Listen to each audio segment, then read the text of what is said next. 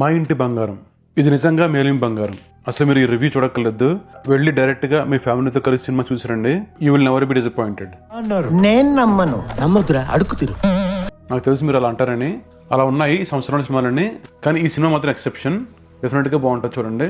మాకు నమ్మకం లేదు దొరా, ఏం అనుకోకు. ఓకే, మీకు ఇంకా నమ్మకం లేకపోతే let's move to the review. Then I'll tell you what is good, what is bad, and you can decide whether to watch it or not. Hi, this is your movie friend. Today let's talk about the latest movie మా ఇంటి బంగారం, acted by Samantha, directed by Nandini Reddy and story by Raj Nidimoru. Story ఏంటంటే, ఒక dark past ఉన్న ఒక అమ్మాయికి పెళ్ళైన తర్వాత ఒక ఫ్యామిలీ వస్తుంది. ఆ డార్క్ పాస్ట్ వలన ఆమెకు వచ్చిన ఇబ్బందులు ఏంటి, తద్వారా ఆ ఫ్యామిలీకి వచ్చిన ఇబ్బందులు ఏంటి, ఆ ఇష్యూస్ని ఈమె ఎలా సాల్వ్ చేసింది అనేది స్టోరీ. రాజ్ అండ్ డీకి అంతకుముందు already family man 1, family man 2, అంతేకాకుండా ఫర్జియన్ కూడా సిరీస్ కూడా తీశారు. సో వాళ్ళు చాలా famous for they story telling. ఈ సినిమా కూడా రాజ్ నిడిమారు స్టోరీ ఇచ్చారు. సమంత మ్యారేజ్ చేస్తున్నారు రీసెంట్ గా.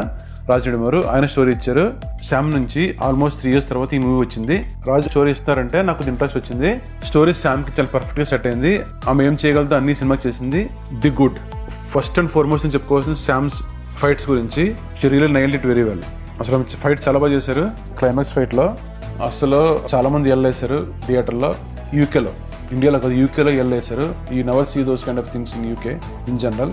కానీ ఇక్కడ శామ్కి ఎల్లపండి, దాన్ని బట్టి మేము అర్థం చేసుకోవచ్చు ఆమె ఎంత బాగా చేసిందో సినిమాలో. అన్ని ఫైట్స్ కూడా శారీలోనే చేశారు ఆమె.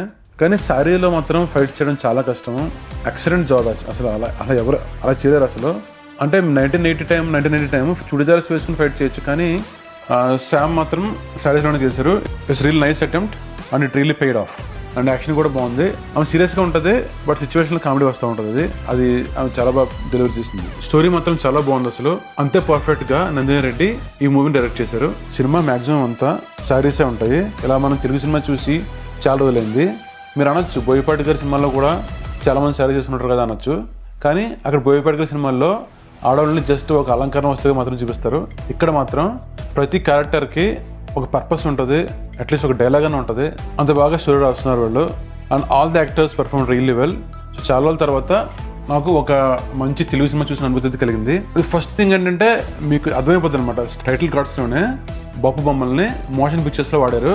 అక్కడ మీకు అర్థమైపోద్ది అనమాట ఈ సినిమా లేడీస్ని చాలా గౌరవంగా చూపిస్తారని. అలాగే చూపించారు. అలాగే శామ్కి ఫ్రెండ్ ఉంటుంది, ఆమె కూడా చాలా బ్యాక్ చేసింది. ఆమె వల్ల కామెడీ చాలా పండింది. అసలు ఇక్కడ ఎక్కడ కూడా మీకు జోక్స్ అనేవి ఎక్కడ కూడా మీకు అది జోక్లా అనిపిస్తుంది అనమాట. సిచ్యువేషన్ ప్రకారం మీకు నవ్వొస్తుంది అంతే. స్టోరీలో ఎక్కడ కూడా ఈ జోక్స్ అనేవి ఇరికించినట్టు అనిపించదు. స్టోరీలో ఉన్న సిచ్యువేషన్ ప్రకారం మాత్రమే ఆ డైలాగ్స్ వస్తాయి, ఆ సిచ్యువేషన్ వస్తాయి, దాన్ని బట్టి మనం నవ్వుస్తూ ఉంటుంది. It really work well for me. Gulshan Devaiah బాగా చేశారు. మీరు ఆల్రెడీ చూసే ఉంటారు, ఆయన కాంతారాలో చేశారు. కాంతారాలో ఆయన చేసిన యాక్షన్ కొద్దిగా అదే అనిపించింది, కానీ ఈ సినిమాలో చాలా సెటిల్గా చేశారు. He is a good actor actually. ఎక్కువ మనకి కన్నడ మూవీస్లో లేకపోతే వెబ్ సిరీస్లో ఎక్కువ కనబడుతుంటారు. ఆయన వెల్గా యాక్ట్ చేసే సినిమాలో he acted really well. There are other people also. Everybody has done their job properly, perfectly. BGM is very apt. చాలా బాగా చేశారు BGM అయితే. ఫైట్ సీక్వెన్స్ BGM చాలా బాగుంది. అలాగే క్లైమాక్స్ ఫైట్లో యూజ్ చేసిన BGM కూడా ఎక్సలెంట్గా అనిపించింది. ఇతరులో వాడే డప్పులను కూడా BGMగా వాడారు. అది చాలా బాగా నచ్చింది నాకైతే. ఇంకా ముత్యమంతా పసుపు ఆ సాంగ్ ఉంటుంది కదా మన పాత సినిమాలో సాంగ్, ఆ సాంగ్ని ఈ సినిమాలో 2 situations వాడారు. ఆ 2 situations కూడా యాప్ట్గా ఉన్నాయి నాకైతే. ఇంకా డైలాగ్స్ కూడా చాలా బాగున్నాయి. ఎక్కడ కూడా మీకు డ్రామాటిక్ డైలాగ్స్ అయితే ఎక్కడ ఉండవు. డ్రామాటిక్ డైలాగ్స్ అనేవి గుర్తొచ్చినాయి. శామ్ అండ్ వాళ్ళ ఫ్రెండ్ మధ్యలో ఒక డ్రామా ఉంటుంది ఎప్పుడు. శామ్ దాన్ని మాత్రం చాలా బాగా పుల్ చేశారు. ఐ మీన్ ఆ సిచ్యువేషన్ ఎప్పుడు వచ్చినా సరే డిఫరెంట్గా నవ్వుతుంది. అంత బాగా ఆ డైలాగ్స్ ఉంటాయి. అట్ ది సేమ్ టైం అంత బాగా శామ్ అండ్ హర్ ఫ్రెండ్ బాగా యాక్ట్ చేశారు. ఆ సిచ్యువేషన్ అంటే మీకు సినిమా చూస్తే అర్థమవుతుంది. That drama it came up really well. ఈ సినిమాలో తిరస్కోట్ని ఒక క్యారెక్టర్లో వాడారు. అది నాకు చాలా బాగా నచ్చింది. మీరు ఆల్రెడీ ట్రైలర్లో చూస్తే కనుక స్టార్టింగ్లో శామ్ తులసికోట దగ్గర ఎలాగ పూజ చేయాలో తెలియదు ఆమెకి. ఎందుకు తెలియదు అనేది కూడా మీకు క్లోజర్ ఉంటుంది డిఫరెంట్గా. సినిమా చూస్తే మీకు అర్థమవుతుంది. సో ఆ తులసికోట చుట్టూనే స్టోరీ తిరుగుతుందని చెప్పాను కదా. తులసికోట దగ్గర స్టోరీ స్టార్ట్ అవుతుంది, అక్కడే మీకు స్టోరీ ఎండ్ అవుతుంది. అది మాత్రం బాగా నచ్చింది నాకైతే. అది తులసికోట అంటే దేవత కదా, సో దేవతని రిసెంబుల్ చేస్తూ మీకు క్లైమాక్స్లో ఫైట్ కూడా ఉంటుంది. That all worked really well around that తులసికోట. వెన్నెల కిషోర్ క్యామియో ఉంటుంది లాస్ట్లో ఎండ్ క్రెడిట్స్లో. అది కూడా బాగా వచ్చింది యాక్చువల్గా.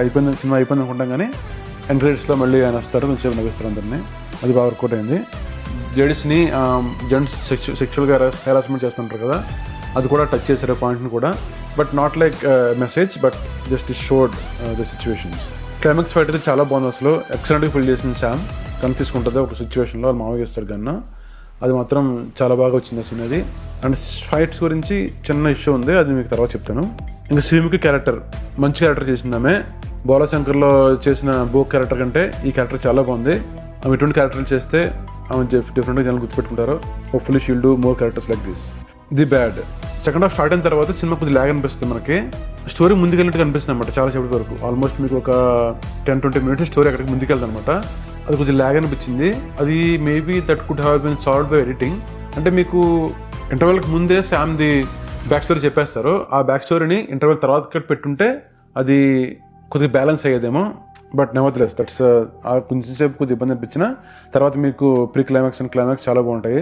అలా అంతేకాకుండా కొంచెం శామ్ ఫ్లాష్ బ్యాక్లో వాళ్ళు మ్యారేజ్ ఎలా చేస్తున్నారు కూడా చెప్తే బాగుండేది. అది మిస్ అయింది అనిపిస్తుంది. స్టోరీకి కంప్లీట్నెస్ లేదనిపిస్తుంది నాకైతే. ఇంకో ఇష్యూ ఏంటంటే ఫ్యామిలీ మ్యాన్ 2లో మీరు శామ్ని చూస్తే ఇక్కడ కూడా ఇంచుమించుగా మీకు సేమ్ యాక్షన్ అనిపిస్తుంది.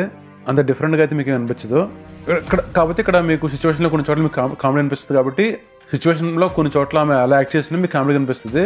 కాబట్టి ఒక్కోసారి ఓకేలే కానీ బట్ ఫ్యామిలీ మ్యాన్ 2 చూసిన వాళ్ళకి ఈ సినిమా చూస్తే సిమిలర్గా అనిపించే ఛాన్స్ చాలా ఎక్కువ ఉంటుంది ఆమె యాక్షన్లో. ఇందాక ఫైట్స్లో ఇష్యూ అని చెప్పిన ఫైట్స్ ఏమైందంటే ఫైట్స్ ఆమె చాలా బాగా చేశారు. బట్ చాలా వరకు ఫాస్ట్ కట్స్ ఉన్నాయి. ఫాస్ట్ కట్స్ ఉండడం వలన ఆ ఫైట్స్కి కంప్లీట్నెస్ రాలేదనిపిస్తుంది నాకైతే. అంటే 10 years ఏజ్లో ఆమె ఈ మాలిస్టేషన్ వలన హాస్టల్ నుంచి బయటకు వచ్చేస్తుంది. బయటకు వచ్చి నేను చదువుకున్నాను చెప్తుంది. బట్ అది ఆ టైంలో పాసిబుల్ కాదు కదా, ఏ టైంలో కూడా పాసిబుల్ కాదు. దానికి ఆమెకు ఎవరో కూడా సాయం చేసి ఉండాలి. కానీ ఎక్కడ కూడా అది ఎక్కడ మెన్షన్ చేయలేదు. ఆ లూజ్ ఎండ్స్ లేకుండా చేసుకుంటే బాగుండేదేమో. అంటే సెకండ్ హాఫ్లో ఫస్ట్ పార్ట్ తప్ప అవుట్ అండ్ అవుట్ సినిమాలో మీరు ఎక్కడ కూడా బోర్ కొట్టదు. మీకు ఫుల్ ఎంటర్టైన్ అవుతారు, చాలా చోట్ల నవ్వుతారు, చాలా చోట్ల శామ్ని చూసి సింపతి పర్పతి వాట్ ఎవర్ ఇట్ ఈస్ అది మీరు డెఫినెట్గా ఫీల్ అవుతారు. అండ్ బయటకు వచ్చేవాడు మాత్రం you'll come with happy face డెఫినెట్గా. మరి ఏంటి నువ్వేమంటావు అని అంటే అలాంతకుముందు చెప్పాను ఫస్ట్లోనే స్టార్టింగ్లోనే. నా సినిమా అయితే బాగా నచ్చింది, ఫ్యామిలీతో చూడొచ్చు. ఈ సంవత్సరంలో one of the best movie ఇది. So please go and watch in theatres. ఈ సినిమా ఓటీటీలో కంటే థియేటర్లో చూస్తేనే మీకు కిక్ వస్తుంది.